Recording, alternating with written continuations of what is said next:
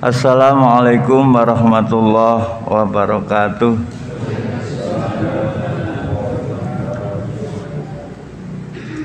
Innal hamdalillah nahmaduhu wa nasta'inuhu wa nastaghfiruh wa na'udzu bihi min sururi anfusina wa sayyiati a'malina. May yahdihillahu fala mudhillalah wa may yudlil fala hadiyalah. Asyhadu an la ilaha illallah wahdahu la syarikalah wa anna Muhammadan abduhu wa rasuluh. Allahumma shalli wa sallim wa barik ala Muhammadin wa alihi wa ashabihi wa man tabi'a sunnatahu wa hudahu ila yaumil qiyamah, amma ba'du. Bapak Ibu rahimani wa rahimakumullah, alhamdulillah dalu niki kita tasih dipun paringi hidayah kalian Allah Subhanahu wa taala, ugi taufikipun sehingga dalu niki kita saged memenuhi panggilan Allah Subhanahu wa taala. Mudah-mudahan apa yang kita lakukan ini merupakan sebuah ibadah yang diterima oleh Allah Subhanahu wa ta'ala. Amin. Salawat salam semoga Allah limpahkan kepada Rasulnya, yaitu Muhammad Sallallahu Alaihi Wasallam beserta keluarga, sahabat dan pengikutnya. Mari ngaji kita mulai dengan membaca basmalah. Bismillahirrahmanirrahim.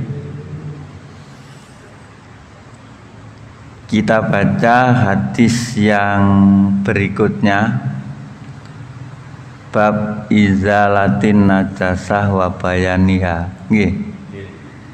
Bab menghilangkan najis-najis dan penjelasannya. Yang pertama berkenaan dengan khomer yang dijadikan menjadi apa? Cuka. Nggih. Untuk khomer ada dua pendapat. Ada yang mengatakan bahwa khomer itu haram. Suatu yang haram itu najis itu. Jadi khomer itu dihukumi najis. Ada yang mengatakan bahwa khomer itu tidak apa? Najis, itu seperti itu.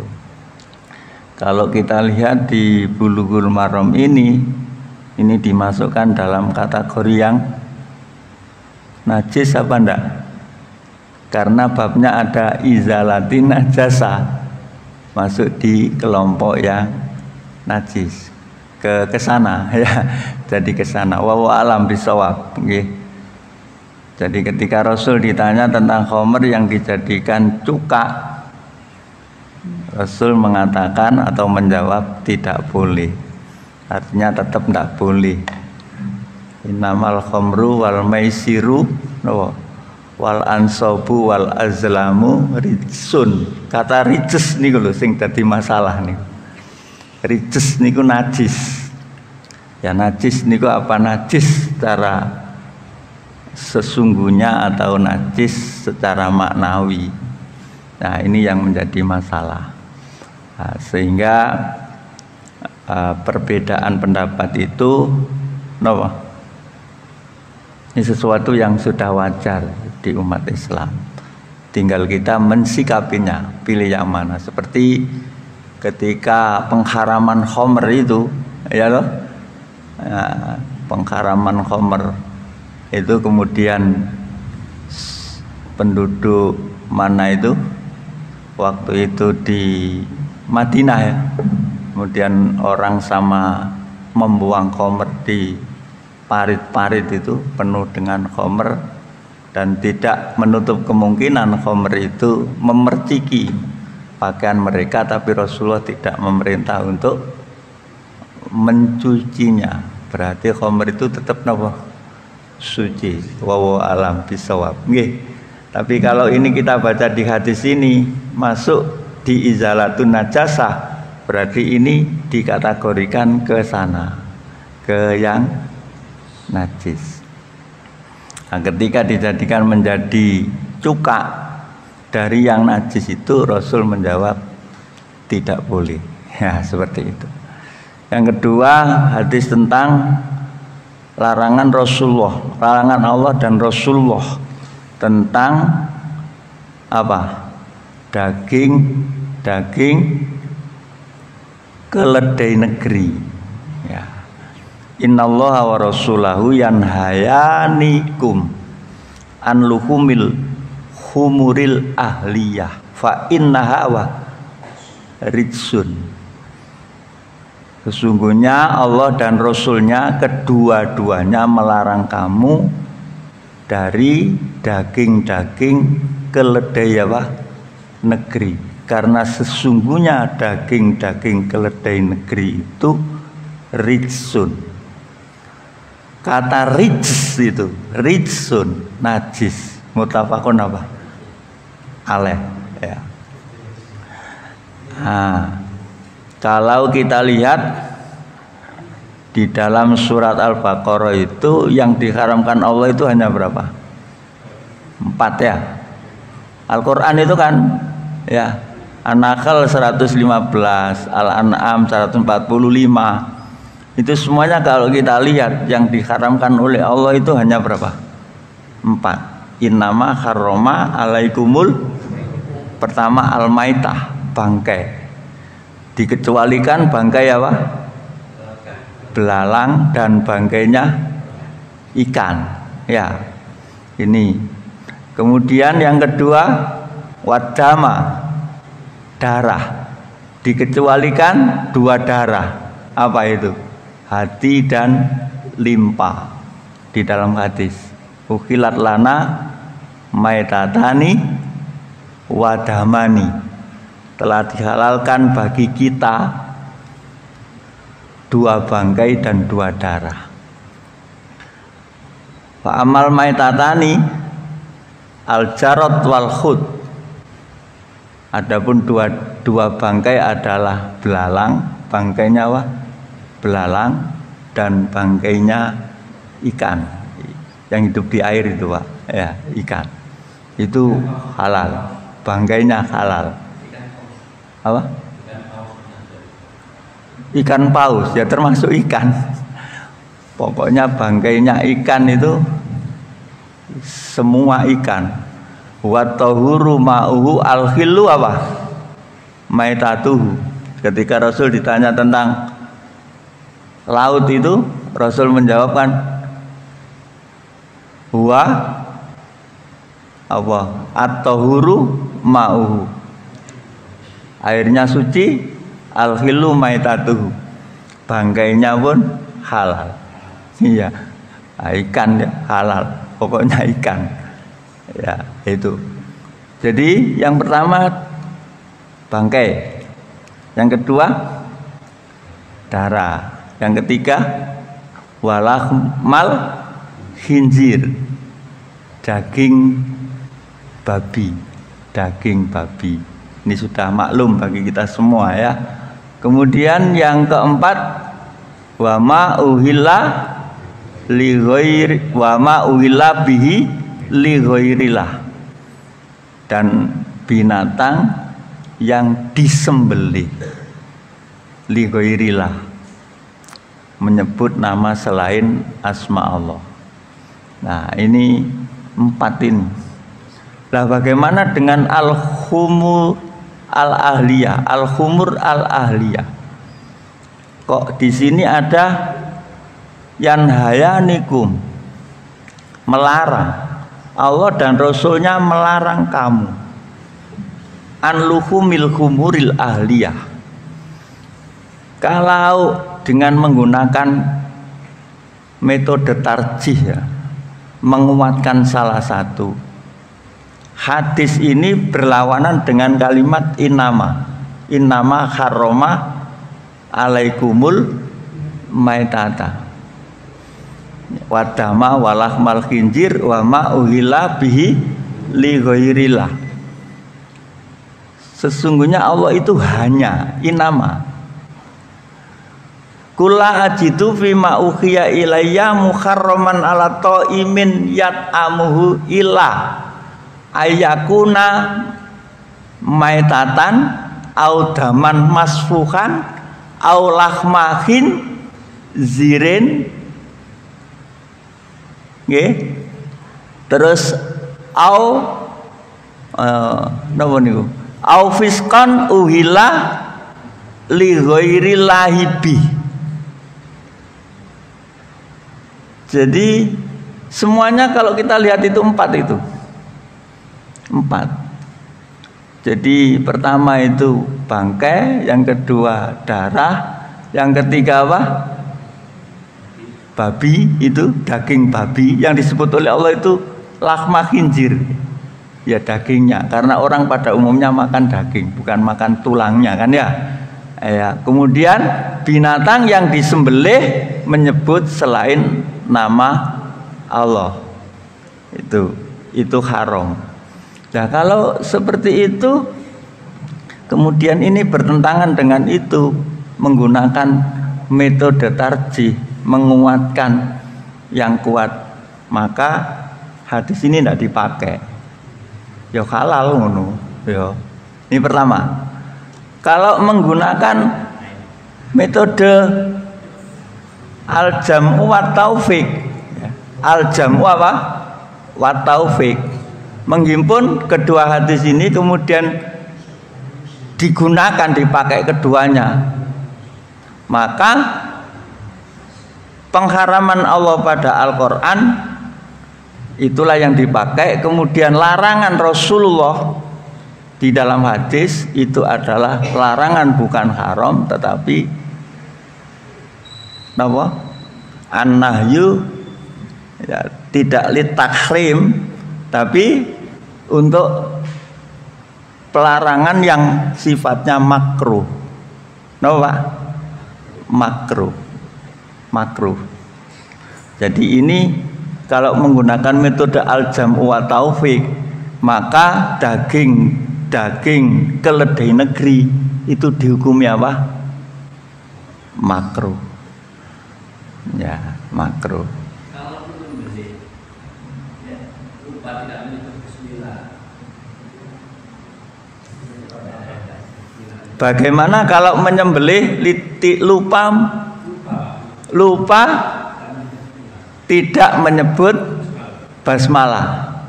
Tidak apa-apa, lupa, tidak apa-apa, boleh. Mergo orang Islam itu cukup namanya. Jadi namanya itu sudah mencukupi. Jadi kalau kita nanti baca di dalam kitab Al-At'imah tentang makanan ya, nanti ada di sana. Jadi kalau lupa enggak apa-apa, Pak. Lupa kok ya. Ya. Jadi namanya itu sudah namanya sudah mencukupi. Jadi dia kan orang Islam. Ya sudah cukup. Sembelihan orang Islam itu halal gitu ya, seperti itu. Kan lupa, tapi itu kalau lupa. Kalau enggak lupa ya samilah kan. Sebutlah nama Allah Subhanahu wa ta'ala ya. Seperti itu. Nanti di kitab Al-At'imah akan kita jumpai, atau nanti kita buka saja di kitab apa? al-at'imah, tentang makanan. Jadi kalau tidak menyebut asma Allah, orang Islam yang menyembelih halal, tetap halal karena lupa, ya, karena apa? Lupa, ya, tetap halal sembelihannya. Jadi seperti itu. Tetapi ada yang mengatakan bahwa apa yang dilarang oleh Rasulullah ya kita sebut itu haram, seperti itu. Jadi seperti itu, atiullah wa atiur Rasul. Ya, taatlah kamu kepada Allah dan taatlah kamu kepada Rasul. Wa ma atakumur Rasul fakhudhuh wa ma nahakum anhu apa? Fantahu. Ya, seperti itu.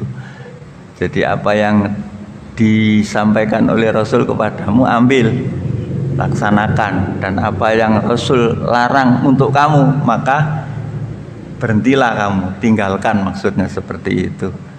Wallahu alam ya. Jadi itu, jadi pendapat itu macam-macam.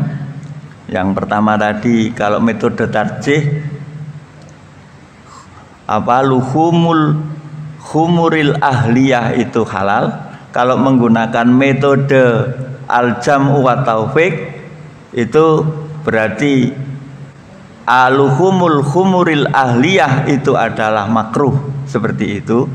Kalau tidak menggunakan kedua-duanya maka humuril ahliyah juga termasuk makanan yang haram, seperti itu. Nah, kalau saya pribadi pribadi saya Pak ya, saya pribadi itu memakai metode yang kedua, al-jam'u wat taufik ya. Jadi al-jam'u wat taufik, sebab kalimat-kalimat tentang pengharaman makanan itu Allah menyebut hanya 4, sedangkan yang dilarang oleh Rasulullah itu kita hukumi makruh. Itu saya pribadi. Dan jenengan monggo nderek sing pundi terserah. Nggih, terserah. Nek ten mriki kan mboten enten, Pak. Mboten mungkin toh dhewek mangan napa? Keledai, daging keledai no. Ndak mungkin. Tapi suatu ketika nanti kalau di tanah suci Makkah mungkin atau di daerah lain yang banyak keledai mungkin seperti itu. Tapi hal yang makruh pun itu harus apa? Kita tinggalkan, kan seperti itu ya. Nah, hal yang makruh pun harus kita tinggalkan, dengan seperti itu. Ya, wallahu a'lam bishawab. Ya. Nah, kalau kemudian ini rijis, najis, ya. Kalau menggunakan kata rijis itu Pak, rijis, najis, berarti apa? Haram kan? Ya, alam ya. Ya, lebih hati-hati ya, monggo, lebih bagus. Tapi saya pribadi Pak ya. Ini pribadi loh Pak ya. Pribadi saya menggunakan metode al-jam'u wat taufik. Jadi Al-Qur'an kita pakai, al-hadis kita pakai. Kalau Al-Qur'an haram ya, 4 itu, tapi yang di al-hadis larangan itu makruh. Ya, seperti itu aja tentang al-at'imah.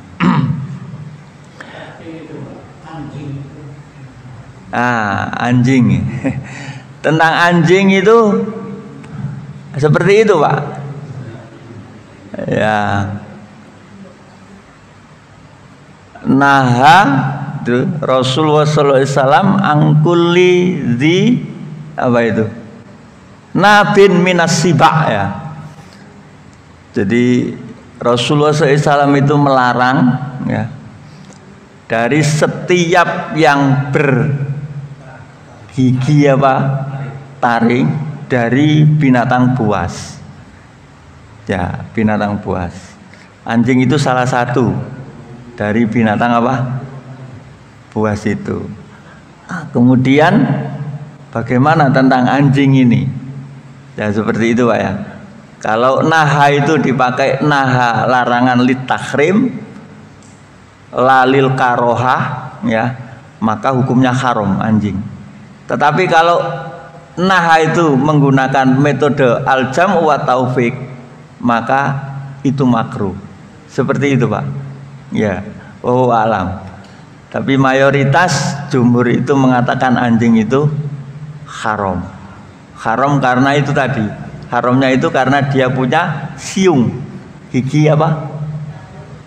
Taring yang tajam. Ya itu masuk di sana nanti golongan sana. Ya alam. Nggih. Ngoten nggih? Nggih. Ya. Insya Allah kita tidak pernah makan anjing, Pak. Tidak pernah kan? Tidak pernah. Hati-hati saja. Ya, larangan Rasul itu kita hindari aja. Ya, kita jauhi aja. Ya, kita jauhi. Ya. Kita hindari. Iya. Nah, kemudian tentang liurnya jelas, ya Pak ya. Tidak walago.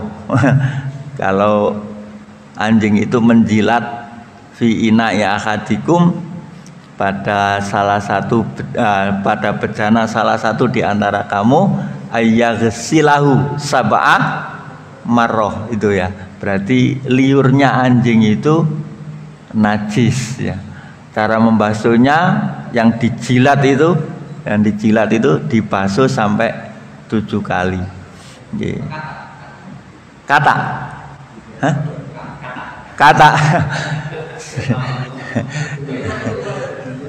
Iya, di zaman Rasulullah ketika dilapuri tabib itu bahwa kata itu bisa dipakai untuk obat. Kemudian Rasulullah apa? Melarang membunuh kata. Ya. Melarang membunuh kata. Larangan membunuh kata karena kata itu dipakai sebagai obat. Ya, seperti itu.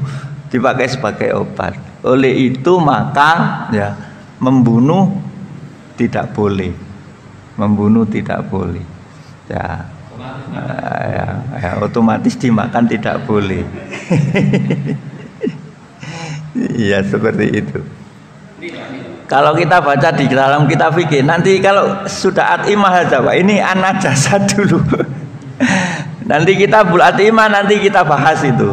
Karena haram itu ya. Itu kan karena nas Al-Qur'an, nas hadis. Yang kedua haram karena diperintah untuk membunuh.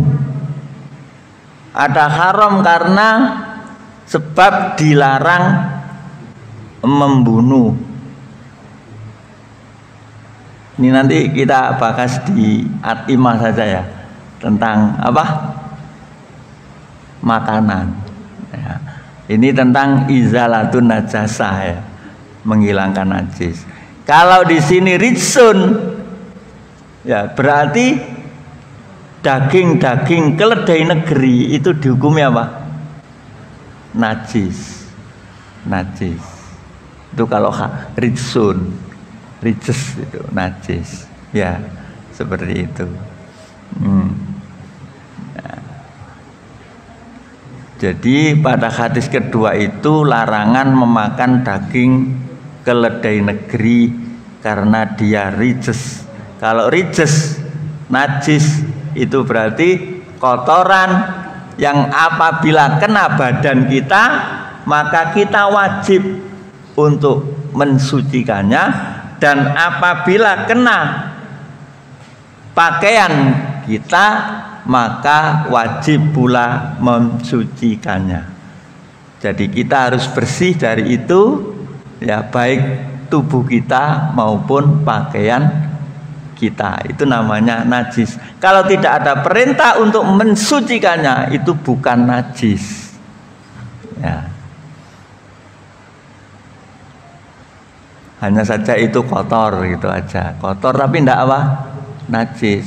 Sampai cuci ya tidak apa-apa ya. Contoh pada yang ketiga ini. Mari kita lihat yang ketiga. Wa an Amr ibn Kharijah radhiyallahu anhu qala khatabana Nabi sallallahu alaihi wasallam biminan wa huwa ala rohilatihi walu'abuha yasilu ala katifi. Akhrajahu Ahmad wa Tirmidzi wa shahahahu. Dari Amr bin Khorijah radhiyallahu anhu, semoga Allah meridhai Amr bin Khorijah. Qala, berkata Amr, khatabana, telah berkhutbahna kepada kepada kami An-Nabi sallallahu alaihi wasallam, Nabi sallallahu alaihi wasallam biminan, di Mina. Nah, yang pernah haji jelas tahu mana Mina ya. Waktu apa Pak di Mina itu? Mau apa? Di sana ada apa? Arafah, Musdalifah, kemudian apa? Mina ya. Wa ala rohilati, sedangkan Rasulullah SAW itu berada di atas kendaraannya. Kendaraan Rasulullah adalah untanya maksudnya ya. Walu abwa, sedangkan air liur kendaraannya, air liur untanya, gitu. Air liur rohilahnya Rasulullah yasilu, mengalir ala katifi, di atas pundakku, kata Amr bin Khorijah. Jadi ketika Rasulullah itu berkhutbah di Mina, Rasul itu khutbahnya beliau di atas untanya gitu. Kemudian air liur untanya itu mengalir ya, mengalir di pundaknya Amr bin Khorijah. Rasul tidak memerintah Amr bin Khorijah untuk mencucikannya. Kalau begitu, air liur ini tidak apa? Tidak najis. Unta adalah salah satu binatang yang halal dagingnya ketika disembelih, ya kan? Halal kan? Nah, ini diambil menjadi dalil bahwa seluruh binatang yang halal dagingnya untuk dimakan, air liurnya tidak najis. Tidak apa? Najis. Ilere wedhus nggih, mboten najis. Ilere sapi niku nggih mboten najis. Tapi biasane dheweke iki nganggep nek niku kotor, mboten najis, kotor. Jadi kita membersihkannya itu karena kotor, ya, karena kotor aja.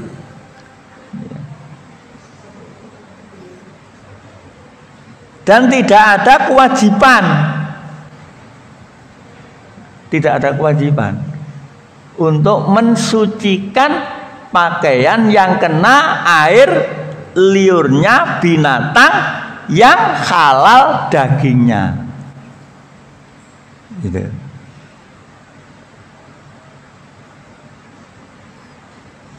Ini hadis yang ketiga dari Izalatun Najasa wa bayannya di dalam kitab ini. Itu Pak ya. Ya, jadi itu. Jadi ada sesuatu yang kotor menurut kita, menurut akal yang sehat, tetapi itu tidak najis. Tidak apa? Mboten najis Pak nggih. Dados ilere wedhus, ilere sapi niku nggih ana pitik niku metu ilere ngeten iki nggih mboten apa? Mboten najis nggih. Nggih. Ngoten mboten najis. Mboten najis. Nek mboten najis berarti mboten wajib dhewek niki membersihkan tubuh kita yang kena air liurnya binatang yang halal dagingnya. Begitu juga pakaian kita, kalau air liur itu kena pakaian kita, maka kita tidak diwajibkan untuk mensucikannya. Ya seperti itu. Karena najis itu kotoran yang ada perintah kita bersih darinya, dan pakaian yang kena maka diwajibkan untuk mensucikannya. Itu baru disebut apa? Najis. Adapun yang lain-lain, kados idune panjenengan. Idune panjenengan najis napa mboten? Mboten najis. Inguse panjenengan nggih mboten najis. Umbel niku mboten najis. Umbel mboten najis. Napa? Darah. Nek darah jelas. Darah niku jelas kecuali sedikit. Kecuali sedikit mboten napa-napa. Nggih, sedikit tidak apa-apa. Tapi kalau banyak nggih, itu jelas nggih. Darah nggih. Darah itu najis ya.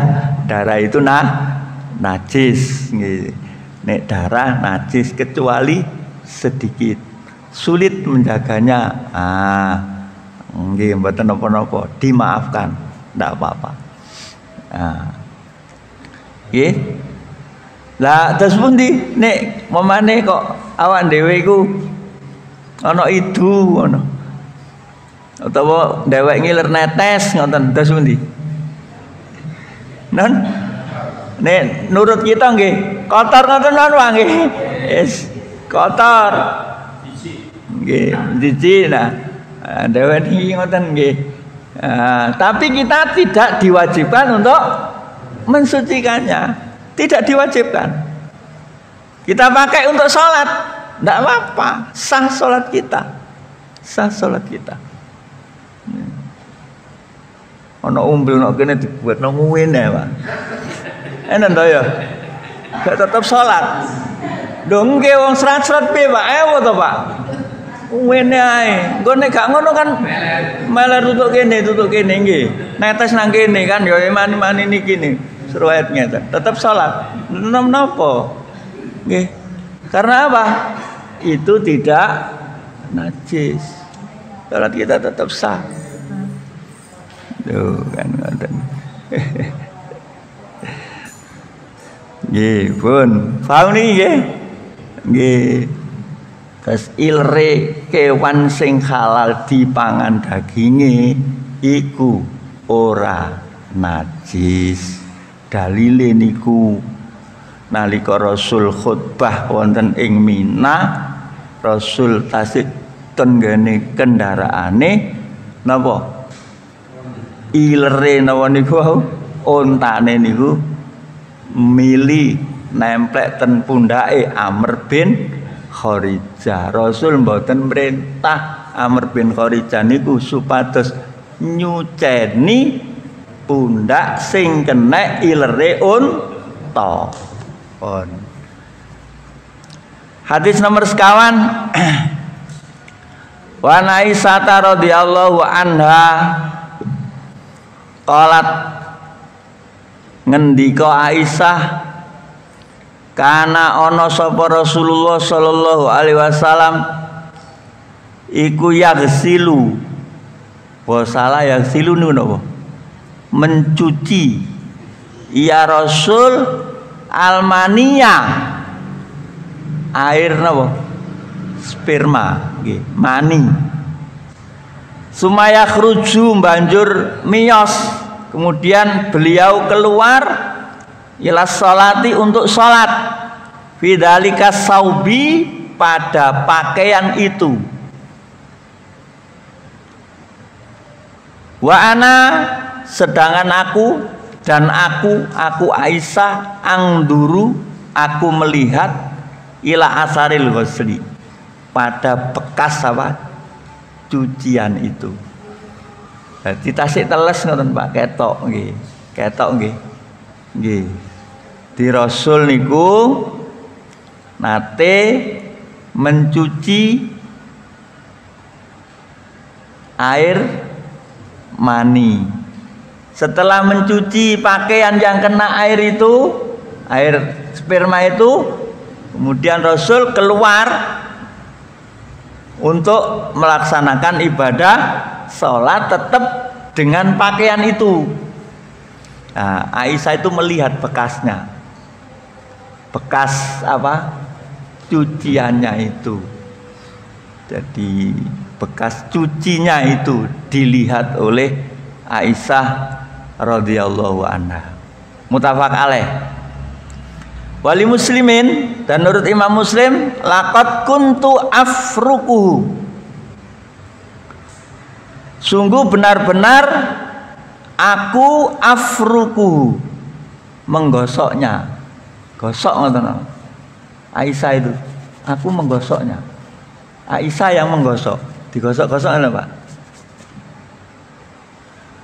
Tanpa pakai air. Min saubi Rasulillah sallallahu alaihi wasallam farkan, dari pakaiannya Rasulullah sallallahu alaihi wasallam, farkan dengan gosokan. Digosok, menggosok. Fa yusalli fi, kemudian yusalli salat ya Rasul fihi, pada pakaian itu. Cukup digosok, tapi tidak dicuci pakai air. Wa fi lafdhin lahu, dan di dalam satu lafaz lahu milik Imam Muslim, laqad kuntu akhukkuhu, sungguh benar-benar aku akhukkuhu, menggaruk. Garuk, ngerik nih Pak, dikerik.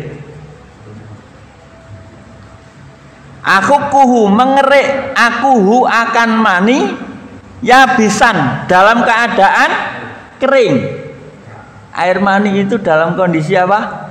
Kering. Bidhufri, dengan kukuku, min saubi, dari bajunya Rasulullah sallallahu alaihi wasallam. Pertama Rasul apa? Mencucinya. Hadis kedua, di dalam hadis riwayat Muslimnya hanya digosok. Di riwayat Muslim yang lain dikerik. Pakai apa?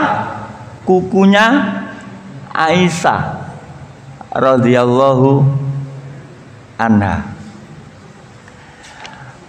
Tentang air mani ini Bapak Ibu, nggih. Sebagian ulama, kalau kita baca di dalam kitab fikih sunnah itu, Said Sabiq menulis tentang macam-macam najis itu dimasukkan pada nomor yang 9. Ke-9, al-maniyu, air mani ya, air sperma. Dzaba ba'dzul ulama ilal qauli binajasatin. Sebagian ulama mengatakan bahwa air mani itu najis, sebagian Pak. Wa dhahiru annahu dhahirun. Dan yang jelas bahwa air sperma itu adalah suci.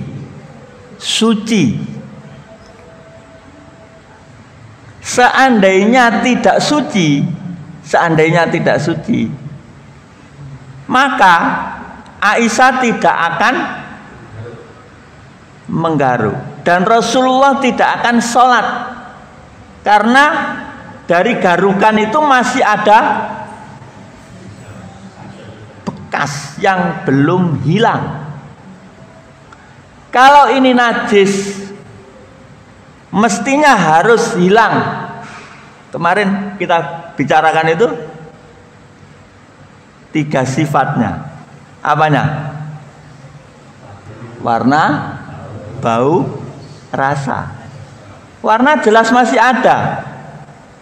Di bekas itu baunya pasti masih ada. Ya kan? Warna, bau, kalau dirasa pasti ada. Kalau itu najis pasti Rasul memerintah untuk mensucikannya. Tapi ini dikeruk saja, yang kering itu digosok saja,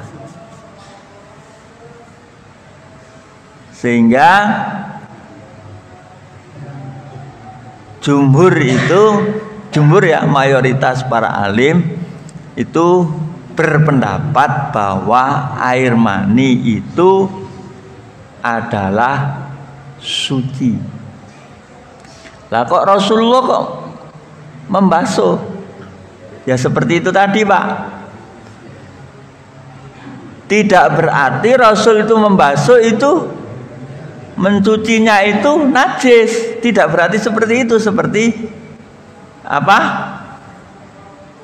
Ada ingus kena baju kita, kemudian baju kita cuci, seperti itu. Ya, tidak berarti itu najis.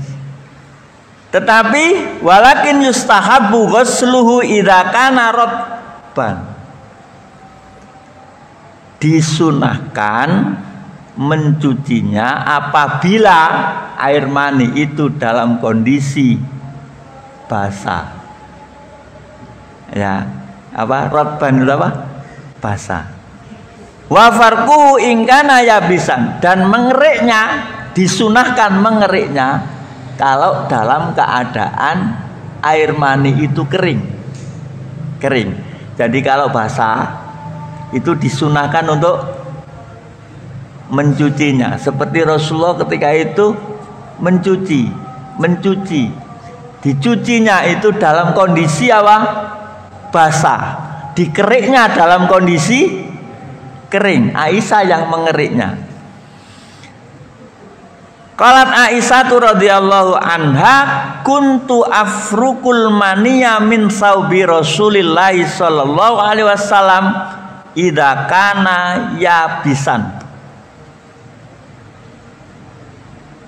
Aisyah berkata, adalah aku menggosok mani dari pakaian Rasulullah apabila ia dalam kondisi basah, dalam kondisi yabisan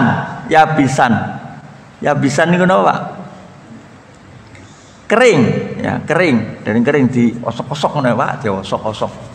Di sisi lain Aisyah itu apa? Mengerik. Yabisan itu dalam kondisi apa? Kering. Wa aghsilu idza kana rabban, dan aku mencucinya apabila air mani itu dalam kondisi apa? Basah. Rawahu Daraqutni wa Abu Awana wal Bazzar.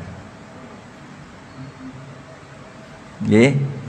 Dados niki air mani itu suci. Hiji, Pak, yang penting ya. Disunahkan kalau dalam kondisi basah itu dicuci pakai air. Tapi kalau kering bisa digosok-gosok atau bisa digaruk pakai apa? Kuku. Dikerik-kerik. Ya, seperti itu. Ini hadis riwayat Imam Daraqutni. Wa Ibnu Abbas radhiyallahu anhu maqala su'ilan Nabi sallallahu alaihi wasallam an mani yusibsau. Dari Ibnu Abbas radhiyallahu anhu berkata, Abdullah bin Abbas, Rasul pernah ditanya tentang mani yang mengenai pakaian. Faqala, lalu Rasul menjawab, innama huwa bimanzilatil mukhad. Sesungguhnya mani itu kedudukannya sama dengan kedudukan ingus, wal busok, dan air ludah. Wa innama yakfika antam sahahu bi khirqatin au bi idkhiratin. Dan sesungguhnya mencukupi bagimu wahai Abdullah bin Abbas, kamu masakayam sakun, mengusapnya, ya, menggosoknya bi khirqah, dengan kain, au bi idkhirah, atau dengan rumput idkhir. Nah, seperti itu.